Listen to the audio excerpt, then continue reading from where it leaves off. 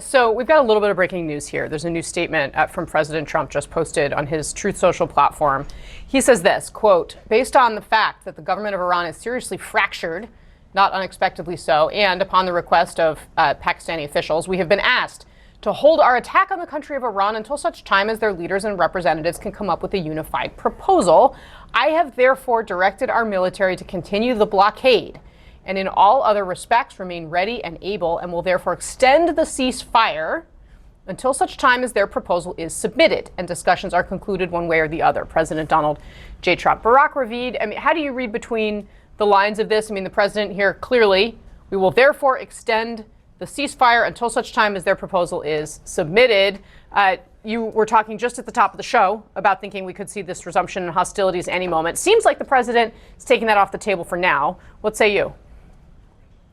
Well, first, we said, that Vice President Vance postponed his trip to Pakistan indefinitely.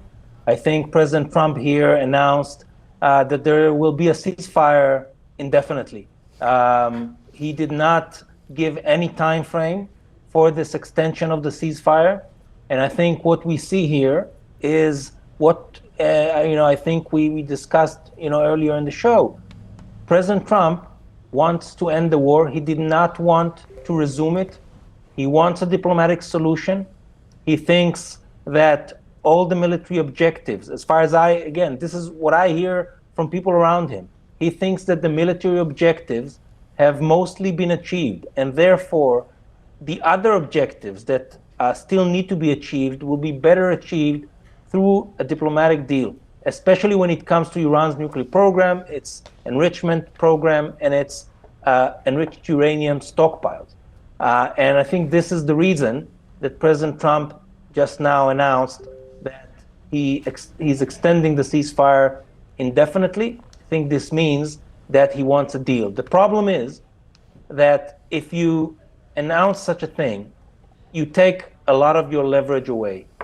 And while the blockade will still continue, I'm not sure that the Iranians will now feel that there's a credible military threat. Therefore, I'm not sure it will lead to concessions. Richard Haass, always wonderful to see you. Thank you so much for being here. What do you make of what the president has announced here? I have to say, the language alone in this post is remarkably sober by President Trump's standards. Well, I think what happened is people look at the implications, for example, of resuming conflict to start attacking, and we don't have essentially a serious target left anymore. Plus, renewed warfare opens up the possibility of Iranian retaliation against the countries of the region. That would be a disaster. So I think the president wisely extended the ceasefire, and I think what you have now, Casey, even though you don't have formal negotiations, I think this is an interesting moment for signal passing, whether it's direct or through Pakistan or whatever. Because what you could have, for example, is the United States could signal what we would be prepared to do with standing down the blockade, what we would require of Iran, or we could send some messages about nuclear issues or what have you, or what we would want in order to get the talks restarted. So I actually think this is actually a positive development here. One of the pieces of this message was him, the president, saying that they're going to wait for the Iranians to come back with a proposal of some sort. And Barak Ravid was on earlier reporting about splits, essentially, between the military and civilian wings of the leadership of Iran. What role do you think that's playing here? Well, it's both ironic and it's serious. It's ironic because the United States is in no small part responsible for it. The United States and Israel, all the targeted killings of Iranian political, clerical, and military leaders created a leadership vacuum. And what you now have is all sorts of people getting their footing, competing with one another.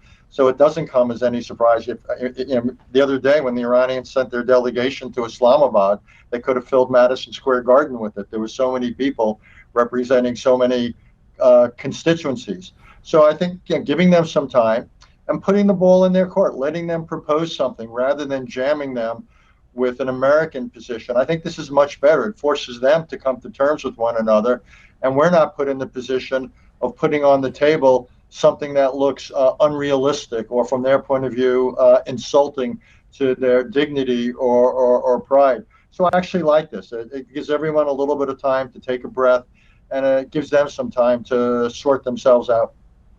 What do you think are the best and worst case scenarios sitting here today?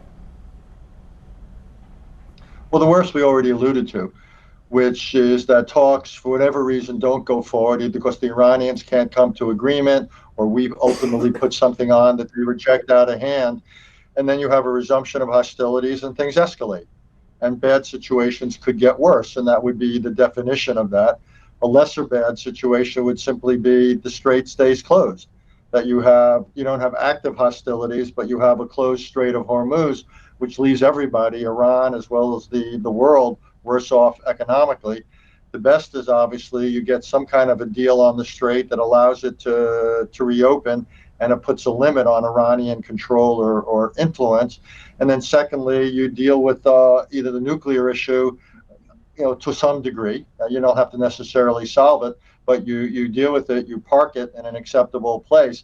I don't think it's realistic to think we're going to get a deal on other issues like Iranian support for proxy groups or Iranian ballistic missiles, what have you. My own sense is that that's too ambitious. But the two principal issues, the Strait and the nuclear issue, getting some resolution of those two on terms we could live with, I think that's the best we could hope for, and I think it's a possibility. I don't think anybody should rule it out. As you sit here and lay that out for us very smartly, of course, it just occurs to me that the Strait of Hormuz was not on the table as an issue, really, before we started this war. Do you see America, if we have that best case scenario that you laid out, are we better off in the wake of this, or are we not? No, we'll be lucky if we're not worse off, or not too much worse off. You can't be better off with the Strait of Hormuz because there was no issue there beforehand. So at best, you get back to where you were, and probably more realistically, we won't get all the way there, but maybe we can get 90% of the way there. The nuclear issue, again, it wasn't an active issue. Iran was not about to do anything new when we started this war 6 weeks ago. There's no intelligence there. The kind of deal we're going to have to negotiate is probably the sort of thing that Messrs. Witkoff and Kushner were negotiating just beforehand and rejected. So we're going to come back to the same set of issues, by the way, that the Obama administration negotiated and this administration wouldn't negotiate. Inevitably, we're gonna end up there. But are we better off or worse off, even under the best case? My sense is the only positive is Iran is for years going to be weaker, but they'll be able to regenerate their drones and ballistic missiles and the rest. The downsides, though, are many. Iran's learned some dangerous lessons about its ability to influence the region and the world by controlling the straits. American munitions stockpiles are much diminished. America's relations with its Gulf partners, with its allies in Europe and Asia, are strained to an extraordinary degree. American standing in the world is down. So overall, even under the best case, it's hard to see, shall we say, that we're better off. I just don't see it. And I think history will be probably quite critical.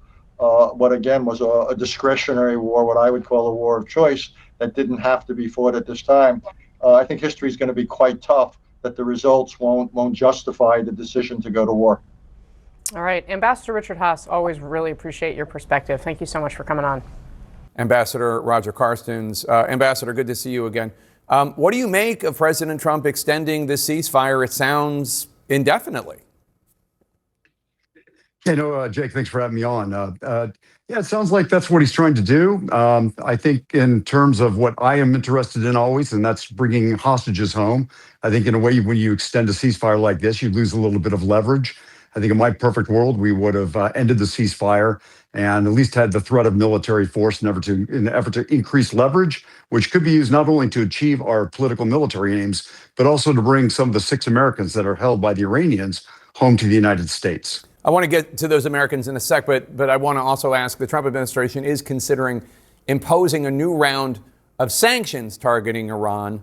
Would that help in getting Iran to negotiate not only for some sort of peace deal having to do with this war, but also to release these Americans? I would say that we've sanctioned Iran with pretty much everything at any point on every single part of their economy, their political life, et cetera. I almost can't imagine another sanction really causing any pressure to the Iranian government.